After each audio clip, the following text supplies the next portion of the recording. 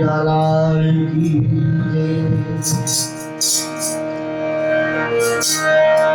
मांगत हो मेरे दुल्हा मन करो वचन मांगत हो मेरे दुल्हा मन करो वचन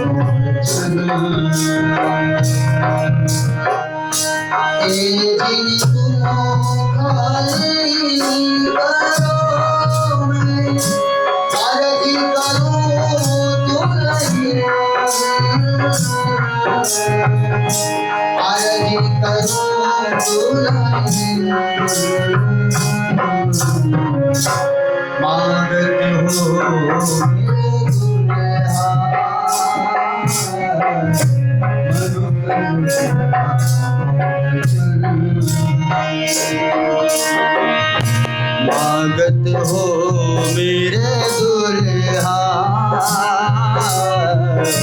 बनो कर वचन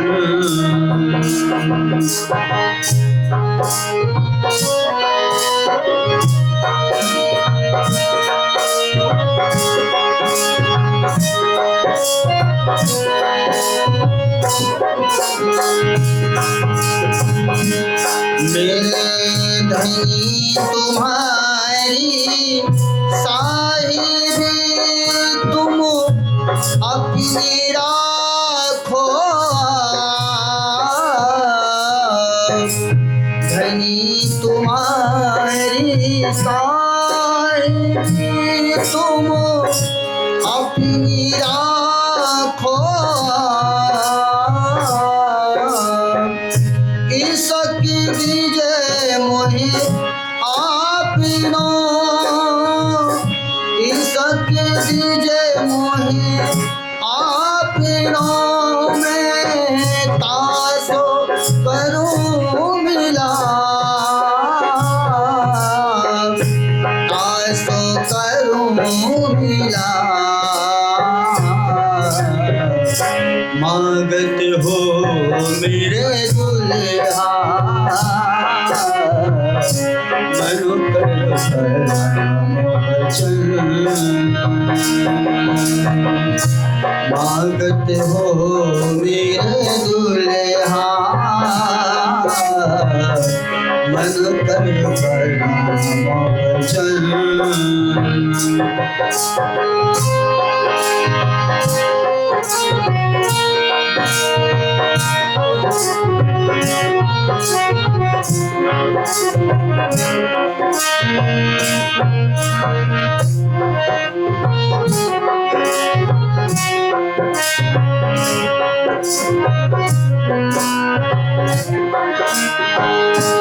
ना चाहूं मैं गुजरेगी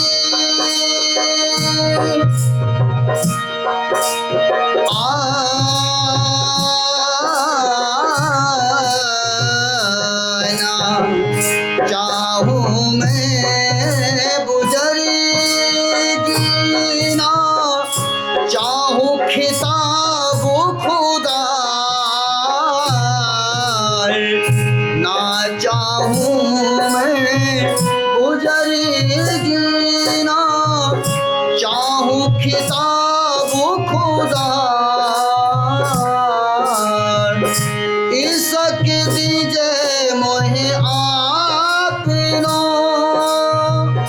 इसकी दीजिए मोहे आपनो मोहे याही सो मुदा याही सो मुदा मांगत हो मेरे दुल्हा मनु कर वचन मांगत हो मेरे दुल्हा मनु कर वचन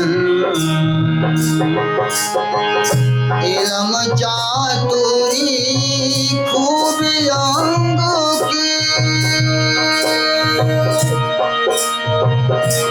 मोहे यही पट लिखाऊं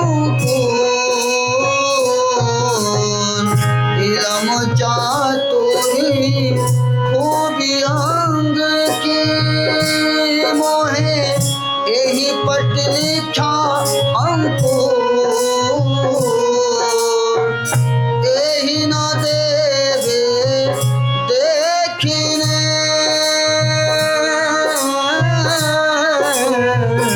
यही न देवे देखने मेरे दुल्हे के मुखी कानून,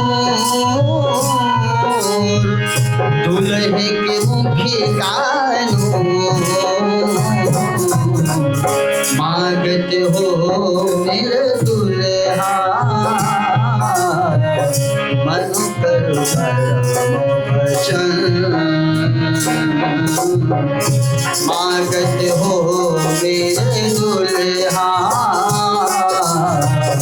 मन कर वचन, तुम दुल्हा मैं दुल्हनी,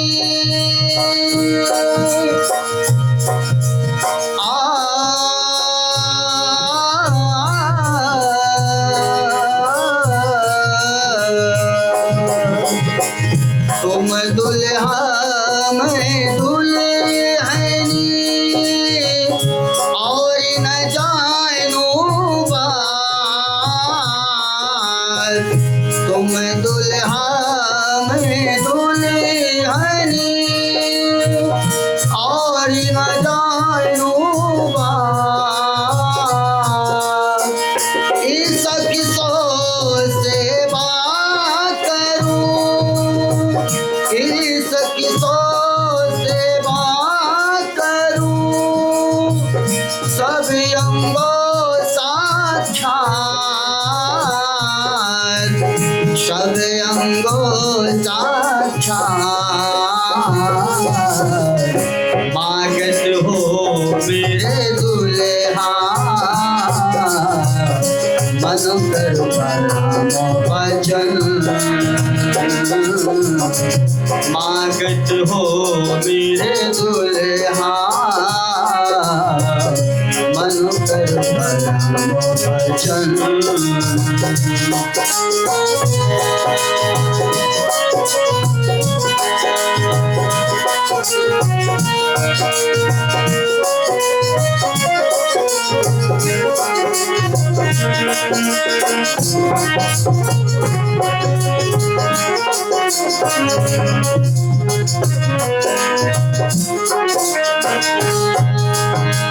प्रेम दर्दी इसक तुम्हारा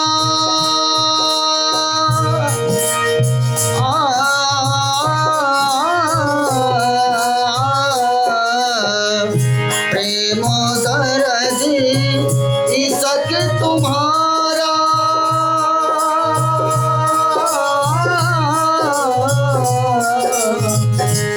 मैं फिर मांगूं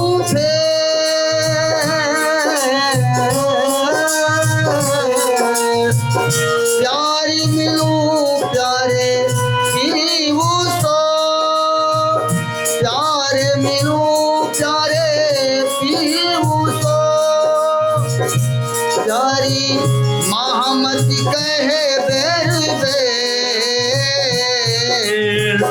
महामत कहे बेर बेर, मांगत हो मेरे दुल्हा मन कर वचन, मांगत हो मेरे दुल्हा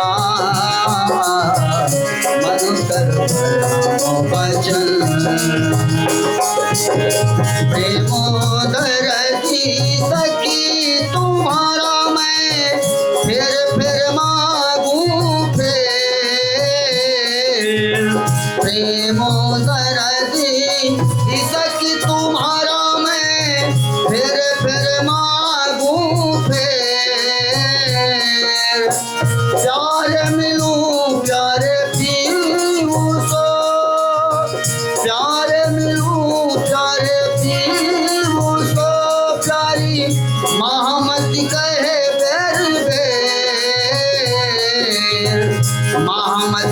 रहे बेर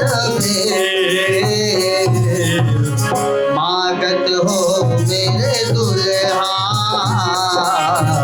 मन कर परम वचन मागत हो मेरे दुल्हा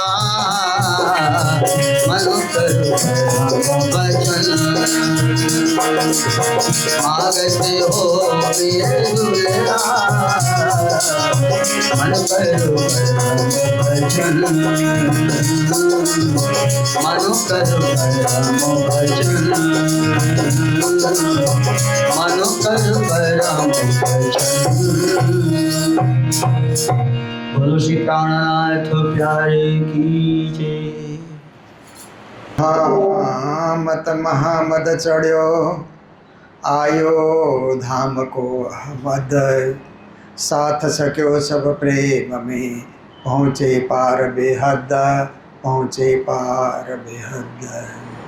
बोलो कृष्ण कन्हैया लाल की, श्री निजानंद स्वामी की, श्री प्राणनाथ प्यारे की। सब लोग जय बोलेंगे तो अच्छा सुनाई देगा। बोलो कृष्ण कन्हैया लाल की, श्री निजानंद स्वामी की, श्री प्राणनाथ प्यारे की, महारानी बाईजुराज की, महाराजा छत्रसाल की, बाबा दयाराम साहेब की, परमहंस राम रतन दास महाराज की, परमहंस तरनदास साहेब की, गुरुजी मंगलदास महाराज की, श्री कृष्ण प्रणामी धर्म की, तीनों पुरी धाम की, सर्व सुंदर साथ की। धन धन सखी मेरे सोई रे दीना प्रणाम। उपस्थित धर्म प्राण शिरोमणि सुंदर साथ जी, माताएं बहनें भाइयों, धन्य हो जाना बड़ी अच्छी बात है। हम धन्य कब होते हैं? जब कोई अच्छा काम करते हैं, जब कोई शुभ काम करते हैं तो हम धन्य हो जाते हैं। और धन्य हम कब होते हैं कि जब हम राज्य के दर्शनों के लिए मंदिर पहुंचते हैं और मंदिर में आकर के सबसे पहले श्री राज श्यामा के दर्शन करते हैं तो हम धन्य हो जाते हैं। फिर धन्य होने के लिए जब हम गुरुजनों के सामने जाते हैं और गुरुजनों से आशीर्वाद लेते हैं तो धन्य हो जाते हैं। फिर आप देखिए कि किसी तीर्थ में आप पहुंचते हैं, किसी मेले में आप पहुंचते हैं और मेले का पूरा आनंद आप लेते हैं तो भी आप धन्य हो जाते हैं। क्योंकि कुछ लोग तीर्थ यात्रा को जाते हैं परंतु मेले का आनंद नहीं लेते हैं ना। तीर्थ यात्रा में गए पर किसी कमरे में ही बातचीत करते रहते हैं। मंदिर में बड़ा मेला हो रहा है, उत्सव हो रहा है, चर्चा हो रही है, कथा हो रही है, भजन हो रहा है, कीर्तन हो रहा है, आरती हो रही है, परिक्रमा किए जा रहे हैं, पर कुछ लोगों को पता ही नहीं चलता यहाँ क्या हो रहा है। अपने में ही मगन, अपने में ही मस्ता, अपने मनमानी हिसाब से चलते हैं। पर धन्य हुए होते हैं कि सारे कार्यक्रमों का आनंद लेते हैं। सुबह से लेकर के देर रात तक मंदिरों में, तीर्थों में, बड़े मेलों में, उत्सवों में जो भी कार्यक्रम हो रहे हैं, हर कार्यक्रम का आनंद लेने से आप धन्य हो जाते हैं क्योंकि आपका जीवन सफल हो गया। धन्य होने का अर्थ है कृतकृत्य हो जाना। जो आपने कार्य किया वो कार्य सफल हो जाना, उसी को धन्य होना माना जाता है। और धन्य होने का अर्थ उपकृत हो जाना। आप ऐसे के किसी के उपकार से आप उपकृत हो गए, ऐसी स्थिति में पहुंचता उसको भी धन्य कहा जाता है। तो श्री प्राणीनाथ जी महाराज आज की चौपाई में कहते हैं, राग धनासरी में ये प्रकरण श्री जी ने तैयार किया है। कहते हैं, धन्य धन्य सखी मेरे सोई रे दिन। हे सखियों, या सखी शब्द के द्वारा संबोधन प्रारंभ किया। तो कहते हैं, हे मेरे परम धाम की ब्रह्म आत्माओं, वो दिन मेरे लिए सबसे धन्य दिन है जिस दिन साक्षात धनी श्री देवचंद्र जी महाराज के दर्शन हुए। क्योंकि जब तक धनी सदगुरु के दर्शन नहीं हुए थे तो बचपन में खेल रहे थे मेरा ठाकुर, घर में ही खेलना और माता पिता के साथ रहना, भाइयों के साथ रहना, यार दोस्तों के साथ रहना, इधर उधर घूमना, उछलना कूदना, यही उनका जीवन का दिनचर्या बन गया था। परंतु जब गोवर्धन जी ने सदगुरु की बातें की और सदगुरु के द्वारा प्रदत्त प्रसाद ला करके घर में वितरण किया, देखिए वो प्रसाद पाने से कभी कभी हम लोग सोचते हैं कि प्रसाद सबको बांटना नहीं चाहिए, पर प्रसाद ही नहीं खाने देंगे तो उसकी बुद्धि कैसे सुधरेगी फिर उसमें, क्योंकि प्रसाद का प्रभाव होगा ना। प्रसाद ग्रहण करने से, चरणामृत ग्रहण करने से तो उसका प्रभाव होता है, जीवन में परिवर्तन लाने का प्रभाव होता है। पर हमने बांटा ही नहीं तो उसमें भी परिवर्तन नहीं आएगा। इसलिए प्रसाद बांटते समय पक्षपात नहीं करना चाहिए, सबको बांट देना चाहिए।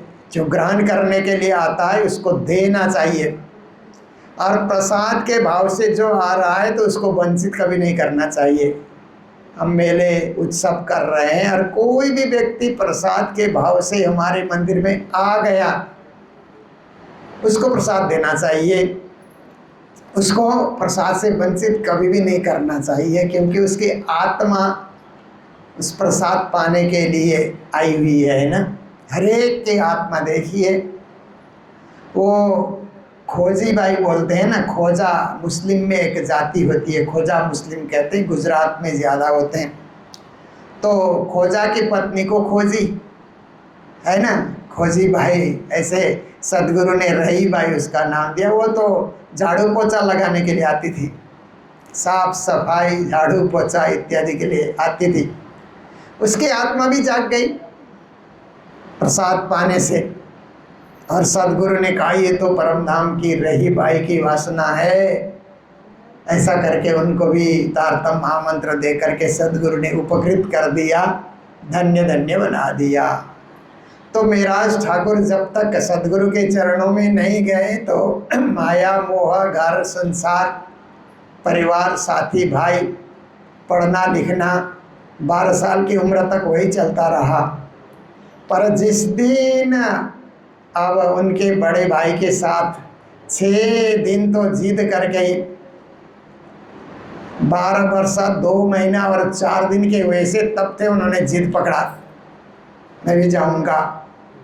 आप जहाँ से प्रसाद लेकर के आ रहे हैं वहाँ मुझे भी जाना है, नौतनपुरी धाम के मुझे भी दर्शन करने हैं, और जो सदगुरु प्रसाद दे रहे हैं उनके भी दर्शन करने हैं, मुझे ले चलिए ले चलिए।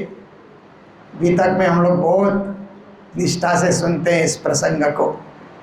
तो बड़े भाई कहते हैं, अरे मिराज, मैं उनके आदेश के बिना तुम्हें लेकर नहीं जा सकता, क्योंकि बच्चों का मन चंचल होता है।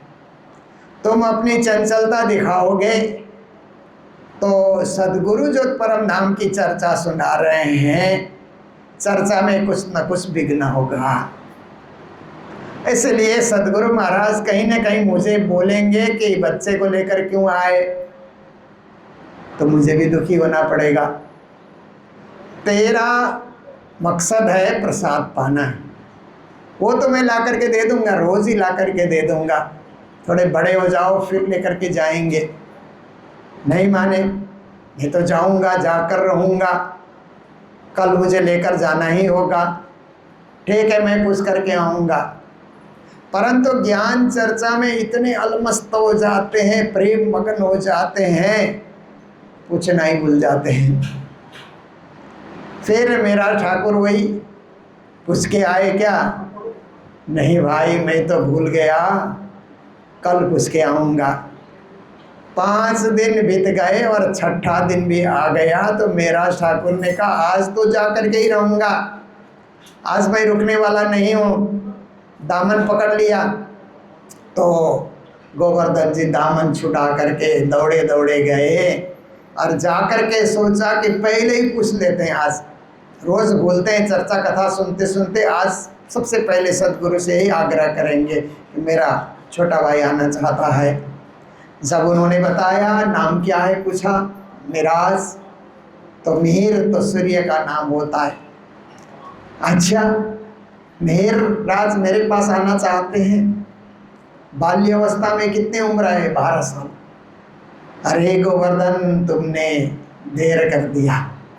ध्रुव ने तो 5 साल में भगवान के चरणों को पाया, प्रहलाद ने बचपन में भगवान के चरणों को पाया, और मेरे आज 12 साल की उम्र में मेरे पास आना चाहते हैं। जल्दी जाओ, भी जाओ, विलम्ब न करो। इसे भक्त जा कर के उनको ले करके आओ। जब आदेश हुआ सदगुरु का, हंसते हुए आए, भाई आदेश हो गया, चलो चलो मेरे साथ। मिराज भी तैयार होकर के गए, नौतनपुरी धाम में पहुँचे जहाँ सदगुरु विराजमान थे। गोवर्धन जी ने दंडवत लंबे होकर के प्रणाम किया, कहा विराज तुम भी इसी तरह प्रणाम करो। मेराज ठाकुर ने भी प्रणाम किया। जब मेराज ठाकुर ने प्रणाम किया तो सदगुरु ने अपने दोनों हाथ उनके सिर के ऊपर रख दिया। बिना कहे, बिना मांगे, बिना सोचे अनायास जो मिलता है उसी को आशीर्वाद कहा जाता है। इसलिए ज्ञानी जन कहते हैं आशीर्वाद आग्रह से नहीं मिलता, आशीर्वाद दुराग्रह से नहीं मिलता। आशीर्वाद आग्रह से नहीं मिलता, इसका मतलब है कि आशीर्वाद दीजिए गुरुजी, आशीर्वाद दीजिए महाराज जी, ऐसे बोलना आग्रह है। और दुराग्रह आशीर्वाद देना ही होगा। जब तक आशीर्वाद नहीं देंगे हम उठेंगे ही नहीं, वो दुराग्रह है। पर ज्ञानी जन कहते हैं आशीर्वाद आग्रह और दुराग्रह से पाने की चीज़ नहीं है, ये अनुग्रह से, कृपा से, उनकी कृपा से पाने की वस्तु है। इसलिए कृपा पात्र बने, वो स्वयं वो प्रदान करेंगे, मांगना नहीं पड़ता है। बिन मांगे वो देने के लिए तैयार बैठे, परंतु हम अनुग्रह के पात्र तो बने। मिराज ठाकुर तो पात्र थे, वो तो महान थे। सदगुरु महाराज ने आशीर्वाद दिया और चेहरा देखते ही सदगुरु महाराज तो पहचानते थे ना, कौन परम धाम की आत्मा है, कौन अक्षरधाम की आत्मा है, कौन जीव सृष्टि है कि ईश्वरी सृष्टि है कि ब्रह्म सृष्टि है। चेहरा देखते ही सदगुरु महाराज ने कहा ये तो परम धाम के इंद्रावती सखी है। अब जहाँ इंद्रावती सखी की वासना मेरे सामने खड़ी है तो मेरा सारा कार्य सिद्ध हो जाएगा, ऐसा सदगुरु महाराज ने कहा। फिर तारतम महामंत्र प्रदान किया। तारतम मंत्र प्रदान करने के बाद आज के प्रवचन में जागनी के विषय में उन्होंने समझाया कि 12,000 ब्रह्म सृष्टि खेल में आकर के भूली पड़ी है, 24,000 ईश्वरी सृष्टि भूली पड़ी है, अनंत अनंत जीव सृष्टि जो माया से जागृत होना चाहती है उन सब को जगाना है। ये दायित्व हम तुमको सौंपते हैं। और फिर साकुंडल साकुमार को भी जगाना है, जो खेल में राजा महाराजा बन करके प्रसन्न चित्त हो रखे उनको भी जगाना है। सारा कुछ ज्ञान, भक्ति, भावना, अध्यात्म, दर्शन, परमधाम का दिव्य ज्ञान जो कुछ सुनाना था उन्होंने मिराज ठाकुर को सुनाया। आज का प्रवचन उसी में हुआ सदगुरु का। और दोनों भाई प्रेम से सुनते रहे, और भी जितने श्रोतागण वहाँ पर आए हुए थे सब सुनते रहे, जितना जिसको ग्रहण करना ग्रहण करते गए। और उसके बाद फिर प्रवचन पूरा होने के बाद जैसे प्रसाद वितरण होता है ना, प्रसाद वितरण का कार्यक्रम हुआ। तो आज तो रोज प्रसाद मिलता था, सदगुरु का दिया हुआ प्रसाद गोवर्धन जी के हाथों से महाराज को मिलता था। आज सदगुरु के हाथ से स्वहस्त से प्रसाद महाराज ठाकुर को मिल रहा है, तो इससे धन्य दिन क्या हो सकता है। आते ही इंद्रावती के पद से विभूषित हो जाना और धर्म का सारा दायित्व सौंपने का आश्वासन देना, फिर उसके बाद प्रसाद देना अपने हाथ से, धन्य हो गए, उपकृत हो गए, कृतकृत्य हो गए। इसलिए इस चौपाई में बोल रहे हैं, धन्य धन्य सखी मेरे सोई रे दिन, वो दिन सबसे बड़ा दिन, क्योंकि उससे बड़ा दिन क्या हो सकता है। जो शिष्य गुरु से मिले और गुरु उनको कृपा करे, कृपा बरसाए, अपनी समान बनाए। तुम सतगुरु दीपक भयो मोहे किन्हो आप समान, कहते हैं ना। सदगुरु दीपक बन करके नए दिए को जला रहे हैं और नया दिया भी पुराने दिए के समान ही प्रकाश दे रहा है। कैसी खुशी की बात है, कैसे आनंद का विषय है। तो कहते हैं मेरे लिए सबसे बड़ा दिन, सबसे खुशी का दिन, सबसे ऐश्वर्यपूर्ण दिन, उससे बड़ा कुछ मेरे जीवन में हो नहीं सकता।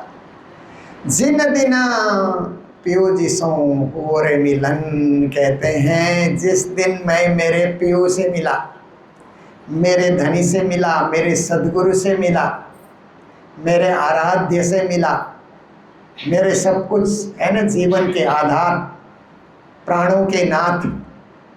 क्योंकि महाराज ठाकुर ने सदगुरु को प्राणनाथ कहा है ना। तब श्री मुख बचन कहे प्राणनाथ, ढूंढ काढ़ना अपना साथ, माया मिने आए सृष्टि ब्रह्मा, सो बुलावन आए हैं हम। तो महाराज ठाकुर सदगुरु को प्राणनाथ कहते हैं, प्राणों के नाथ, प्राणों के आधार, प्राण बल्लभ, प्राण प्रियतम, इसलिए प्राणनाथ। और सदगुरु महाराज प्राणनाथ कहते तो साक्षात श्री कृष्ण को, देवचंद्र जी को दर्श दियो जो है पूर्ण रूप, तारतम्य को तत्व कयो हृदय बैठे स्वरूप। सदगुरु प्राणाधार प्राणनाथ साक्षात श्री कृष्ण हो गए। परम धाम में सखियां प्राणनाथ बोलती है तो राज्य को बोलती है। ब्रज और रास में सखियां गोपियां प्राणनाथ बोलती है तो श्री कृष्ण को बोलती है। और जब सदगुरु के पश्चात धर्म प्रचार यात्रा में महाराज ठाकुर निकले तो सुंदर साथ उनको प्राणनाथ कहा। तो प्राणनाथ शब्द किसी व्यक्ति विशेष का नाम नहीं, ये उपाधि नाम है। ये उपाधि नाम है, इसलिए ये उपाधि राज्य पे भी प्रयोग किया जाता है, ब्रज और रास में श्री कृष्ण पर भी प्रयोग किया जाता है, सदगुरु पर भी प्रयोग होता है और महाराज ठाकुर पर भी प्रयोग हुआ पूर्ण रूप से। इसलिए हम लोग प्राणनाथ प्यारे के रूप में उनको जानते हैं। पर यह शब्द इतना व्यापक हुआ कि स्त्रियां अपने पति को भी प्राणनाथ कहती। एक बार हम लोगों ने साहित्यिक गोष्ठी, कई जगह हम लोग रखते हैं साहित्यिक गोष्ठी, क्योंकि मुझे उसकी रुचि है। माताजी बिमला मेहता जी पहले करती रही तो उन्होंने मुझे कहा कि इसको जारी रखिए। तो जगह जगह साहित्यिक गोष्ठी हम लोग करते हैं। तो साहित्यिक गोष्ठी में कई साहित्यकार आए, तो एक साहित्यकार ने कहा कि प्राणनाथ नाम मैंने जीवन में पहली बार सुना कि कोई बहुत बड़े महापुरुष, बहुत बड़े अवतारी पुरुष दुनिया में आए हैं, ये मैंने आज की गोष्ठी में पहली बार सुना। और फिर उन्होंने कहा कि मैं तो घर में खुश होता था जब मेरी पत्नी मुझे प्राणनाथ कहती थी, तो मैं ही प्राणनाथ हूँ ऐसा मैं सोचता था, ये खुशी होती थी। पर प्राणनाथ तो कितनी बड़ी हस्ती है, कितने बड़े महापुरुष हैं, कितने बड़े आदर्श व्यक्तित्व हैं जो परम धाम का ज्ञान देने आए, जगत को धार्मिक समभाव बताने आए, विश्व जागने के लिए आए, सबके कल्याण के लिए आए। इतने बड़े महापुरुष का नाम प्राणनाथ है, मैं कहाँ घर में खुश हो रहा था। बोलते हैं आज मेरी नज़र खुल गई कि प्राणनाथ जी का अध्ययन करना चाहिए और ज़्यादा जानना चाहिए। तो हम लोगों ने भी किताबें दी उनको कि आप पढ़िए, अध्ययन कीजिए। तो देखिए, कभी कभी प्राणनाथ कौन है इसका पता नहीं होने से लोग घर में ही खुश होते हैं या परिवार में खुश होते हैं, समाज में खुश होते हैं। पर जब जानते हैं कि प्राणनाथ तो हमारे धर्म गुरु हैं, स्वामी है, पुरुषोत्तम है, परब्रह्म है, जगत में जागृति देने के लिए आए हैं, तो कितना बड़ा प्राणनाथ शब्द का परिचय हमें मिल जाता है जीवन में। तो हमारे लिए बहुत ही धन्य होने का, प्रसन्न होने का दिन होता है। पर निराज ठाकुर के लिए तो वो दिन धन्य हुआ जिस दिन अपने पीयू, अपने प्राणनाथ, अपने सदगुरु से हुए मिलन हुआ, उनसे मुलाकात हुई, उनसे वार्ता हुई आपस में। सदगुरु ने समझाया और निराज ठाकुर ने भी पूछा। वो दिन शुभ दिन, सबसे अच्छा दिन, सबसे खुशी का दिन। धन्ना धन्ना सखी मेरे हुई पहचान, कहते हैं उसी दिन मेरी पहचान हो गई। अब तक तो मैं निराज ठाकुर हूँ, क्योंकि जन्म में ज्योतिषियों ने जो नाम दिया था वो मिहिरराज था ना। सूर्य के समान इनकी रश्मियाँ होंगी, सूर्य के समान ये विश्व को ज्ञान से प्रकाशित करेंगे, ऐसे ज्योतिषियों ने भविष्यवाणी की थी जब नामकरण संस्कार हुआ था।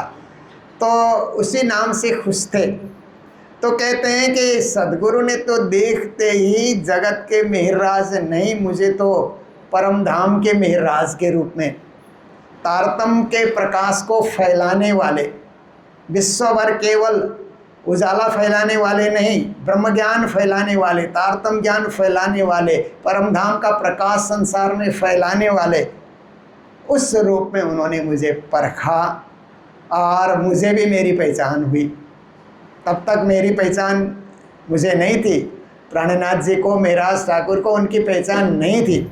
जब सदगुरु ने कहा कि तो निर्मल आत्म धाम की श्री इंद्रावती उत्पन्न, तू तो परम धाम की निर्मल आत्मा है, इंद्रावती सखी है, खेल देखने के लिए यहाँ संसार में उत्पन्न हुई है, परंतु तुम यहाँ की नहीं हो, परम धाम की हो, तुम्हारी आत्मा को मैंने परख लिया। तो आत्मा पहचान जिस दिन सदगुरु महाराज ने किया, वो दिन उनके लिए बड़ा धन्य दिन है। कहते हैं मेरी पहचान मुझे हो गई। धन्य धन्य पियो पर मैं भई कुर्बान, कहते हैं जब आत्मा की पहचान हो गई, सदगुरु की पहचान हो गई। सदगुरु भी कौन है? साक्षात धनी है, क्योंकि सदगुरु श्यामा स्वरूप हैं, सो तो है ही है। पर श्री सुंदर भाई श्यामा जी अवतार पूर्ण आवेश दियो आधार। इस चौपाई से सदगुरु में भी पूर्ण ब्रह्म परमात्मा का पूर्ण आवेश है ना। ये देख दर्शन आवे जोश आवेश कहते हैं ना। तो सदगुरु में भी पूर्ण आवेश दियो आधार, धनी ने अपना पूर्ण आवेश दे करके भेजा है। जब तारतम दिया, तारतम देने के बाद पूर्ण आवेश स्वरूप हो करके उनके हृदय धाम में विराजमान हो गए, इसलिए श्यामा श्याम बन गए। तभी तो सतगुरु मेरा श्याम जी कहते हैं ना। नहीं तो कहना चाहिए था सदगुरु मेरा श्यामा जी, सदगुरु मेरी श्यामा जी, ऐसा बोलना चाहिए था। पर श्यामा जी के हृदय में श्याम विराजे हुए हैं ना। जहाँ श्याम वहाँ श्यामा, जहाँ श्यामा वहाँ श्याम, जहाँ राधा वहाँ कृष्ण, जहाँ कृष्ण वहाँ राधा। अभिन्न संबंध है, अद्वैत संबंध है, अखंड संबंध है। तो ऐसे श्यामा के हृदय में श्याम आकर के विराजमान हुए थे।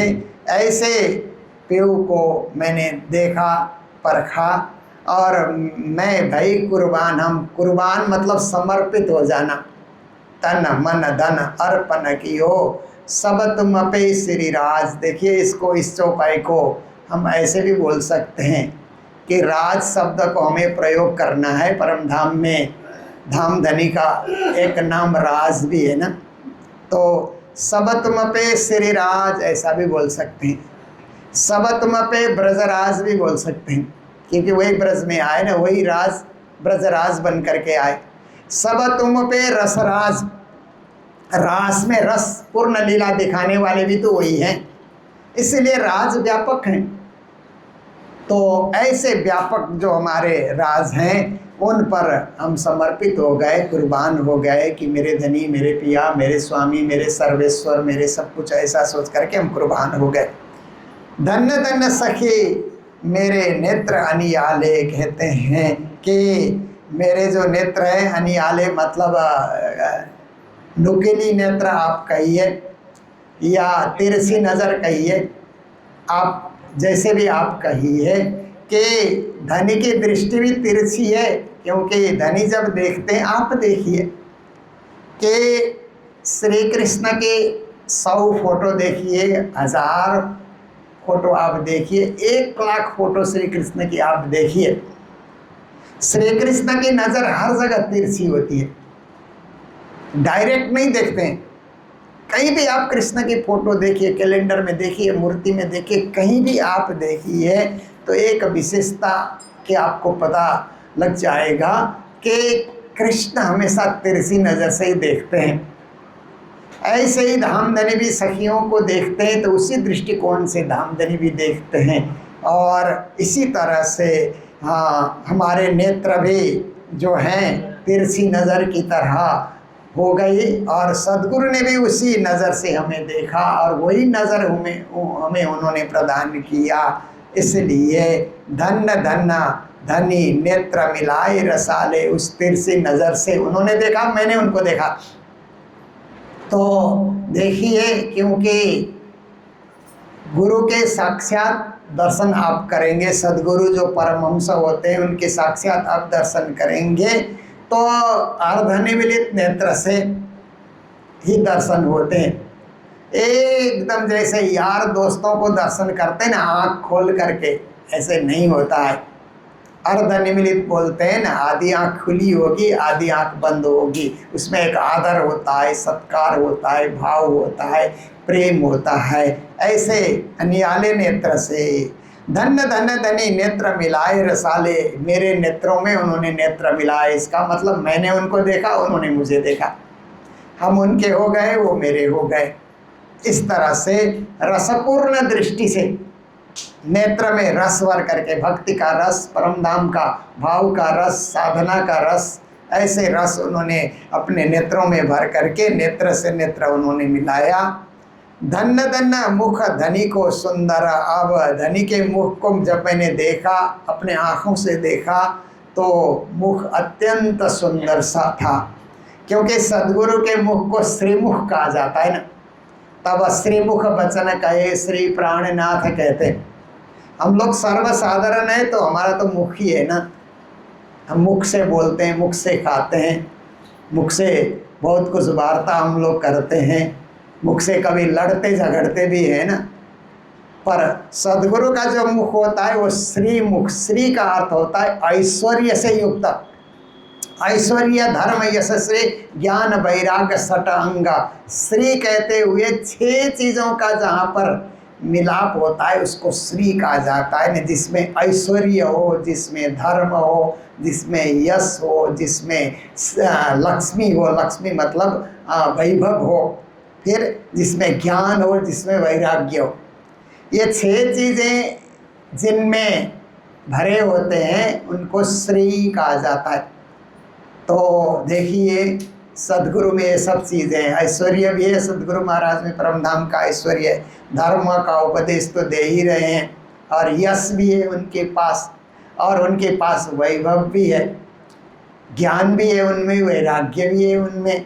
तो ऐसे 6 गुणों से युक्त जो हमारे धनी हैं, वो अपने श्रीमुख से सद्गुणों से युक्त मुखार बिंद से वो प्रवचन दे रहे हैं। तो धन्य धन्य मुख धनी को सुंदर, जब प्रवचन देते हैं और चर्चा परमधाम का सुनाते, क्योंकि सद्गुरु ने संपूर्ण जीवन काल भर मौखिक चर्चा सुनाई, उसको लिपिबद्ध तो श्री जी ने किया ना।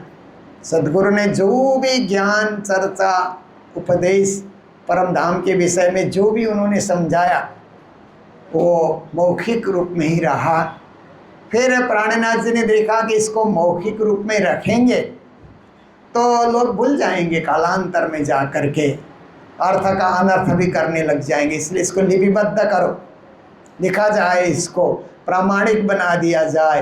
तो वाणी के रूप में उन्होंने अवतरित किया। और ये प्रेरणा भी सद्गुरु महाराज ने दी, क्योंकि जब नज़रबंद में थे तो नज़रबंद में जब ध्यान मग्न हो गए तो सबसे पहले तो सद्गुरु ही ध्यान में आते हैं, फिर श्यामा जी ध्यान में आती है, फिर श्यामा जी का स्वरूप का वर्णन शुरू हो जाता है। वो सद्गुरु ही प्रेरणा दे रहे हैं कि मैंने जो कुछ किया, मौखिक किया है, तुम लिखित में उसको प्रकट करो।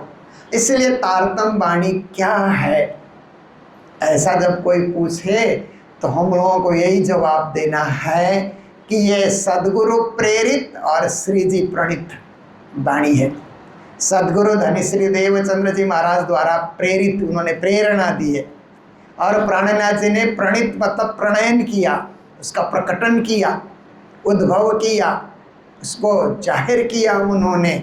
ऐसी ये वाणी है। तो कहते हैं कि धनी का मुख अत्यंत सुंदर है, स्वरूप सुंदर सनकुल सकोमल, कहते हैं ना, रूह देख नैना कोल नूर जमाल, ऐसे सुंदर उनका स्वरूप है धनी का, क्योंकि परमधाम का स्वरूप है। ऐसे भी सुंदर भाई है ना, नाम ही सुंदर भाई है तो उनका स्वरूप कितना सुंदर होगा। और सुंदरे किम न सुंदरम, कहते हैं ना, संस्कृत में एक उक्ति है कि कोई सुंदर होता है तो कैसा ही वस्त्र पहना दो सुंदर ही लगता है। सुंदरता की ये महिमा होती है।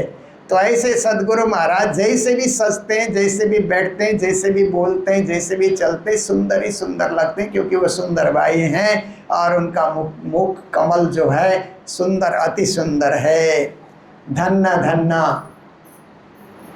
धनी चित्ता चुभायो अंधरा, धनी धन्य है, सद्गुरु धन्य है कि अपना स्वरूप उन्होंने क्या कर दिया, मेरे हृदय में अंकित कर दिया, मेरे चित्त में उन्होंने अपना स्वरूप बिठा दिया। देखिए, चित्त में स्वरूप बिठाने से क्या होता है कि धनी के दर्शन ध्यान करते ही हो जाते हैं ना। चित्त में बैठने के बाद जब तक राज्य चित्त में, राजश्यामा चित्त में नहीं होते हैं तो फोटो देखते ही रहना पड़ता है।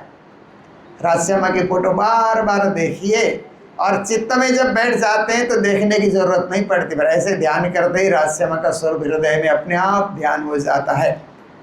तो ऐसे ही उन्होंने मेरे चित्त में वो स्वरूप को बैठा दिया, चित्त में चुभ गए, अच्छी तरह से विराजमान हो गए, अंकित हो गए।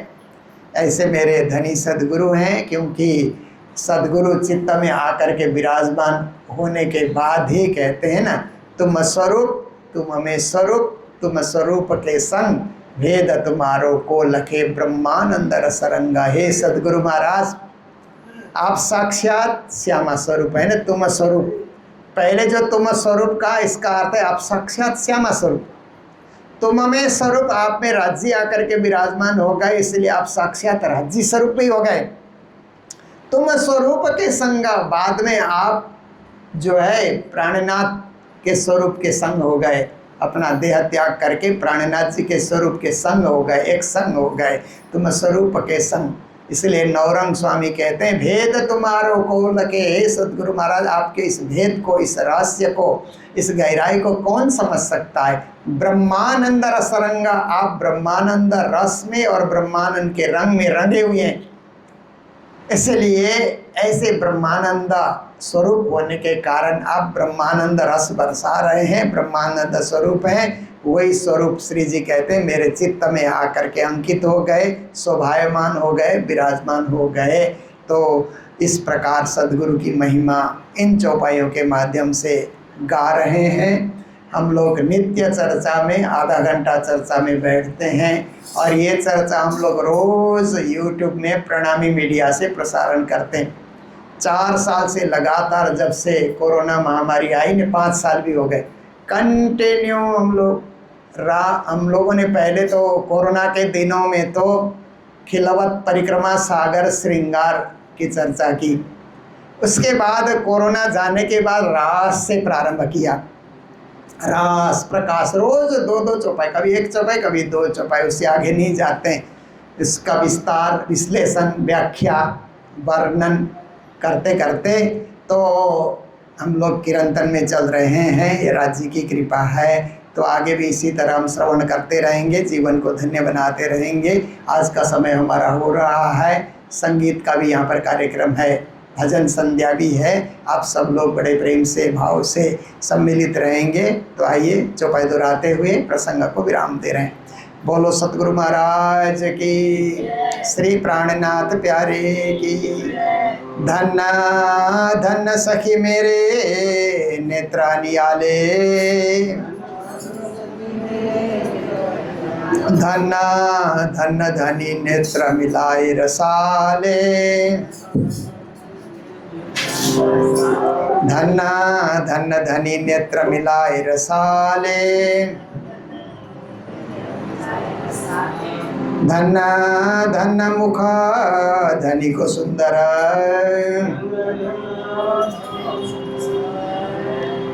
धन्ना धन्ना धनी चित्त चुबायो अंदर, धन्ना धन्ना धनी चित्त चुबायो अंदर। बोलो श्री प्राणनाथ प्यारे की, श्री धाम के धनी की। आप सबको सूचना दे रहे हैं कि 21 जून जो है इंटरनेशनल योगा डे है। तो कल हम लोग मंदिर में इंटरनेशनल योगा डे सुबह 9 बजे हम लोग शुरू करेंगे। 17 साल नवयोग सभा के सभी युवकों से भी मेरा आग्रह है कि जरूर पधारें, और आप सब सुंदर साथ भी पधारें। पहले 9 से 10 बजे तक 1 घंटा योग प्राणायाम व्यायाम किया जाएगा। उसके बाद फिर यहाँ पारायण की पूर्णावती होगी। तो आप सब योग अभ्यास में भी और अंतर्राष्ट्रीय योग दिवस को सफल बनाने के लिए भी सम्मिलित रहेंगे। सबसे करबद्ध प्रार्थना है। बोलो सतगुरु महाराज की जय। या तुम हो तैसी कीजियो में, अर्ज करो मेरे जीवन जी। या हम जैसे तुम जिन करो, मेरा तलप तलप जाए जीवन जी।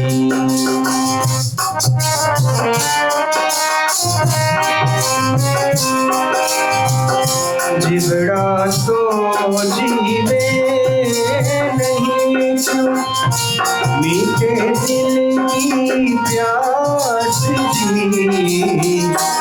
तुम बिना में किन सो कहूँ पिया, तुम हो मेरी आस जी। आस बिरानी तो करूँ पिया, जो कोई दूसरा हो ये जी।